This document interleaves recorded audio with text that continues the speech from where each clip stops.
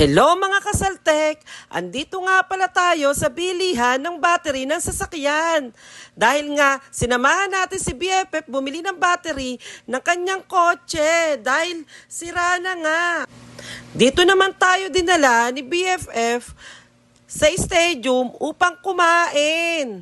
Kaya pagkasama mo siya ay talaga namang super generous naman talaga. Pinaupo na nga tayo ni BFF para pumili ng mga o-orderin. Dahil sobrang laki nga ng menu nila, ay talaga namang para ka magbabasa ng fairy tale. At eto nga, pinapipili ko rin si Saltek kung ano ang o-orderin niya. At eto pa, nag-Mr. Pogi pa. O, diba? O, pak, ganun. Kaya naman, kapag hawak mo na ang menu, umorder ka na. Dahil pag sinabi ni BFF, pumili ka na. Talagang pagkasama mo yan, ay talaga naman, wala ka nang iintindihin. Uupo ka na lang, wala kang gagasusin ni piso. Kaya naman, sobrang blessed ang BFF ko. Dahil sobra-sobra talagang bait, sobra-sobrang buti ng pusunan. Kaya syempre, kapag nga naman ang sobrang bait ay nagalit, ay nako, asahan mo, pag umayaw yan sa'yo, ayaw na sa'yo. Mahirap talaga galitin ang sobrang bait dahil iba ang kapalit. At ayan na nga, sa sobrang daming in-order, ay talaga namang kakain tayo ng kakain. At hindi pwedeng hindi aalis ng hindi busog, di ba? At andito naman tayo, mga kasaltek, sa Permosa. Dahil ang gusto niya, kapag nagpa-facial siya, kailangan ang kasama niya magpapa-facial din.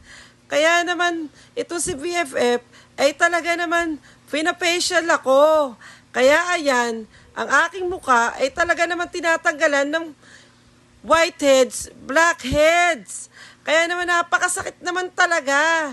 Tinatanong ako dyan, nang gumagawa ng mukha ko kung masakit daw o kung okay pa ako.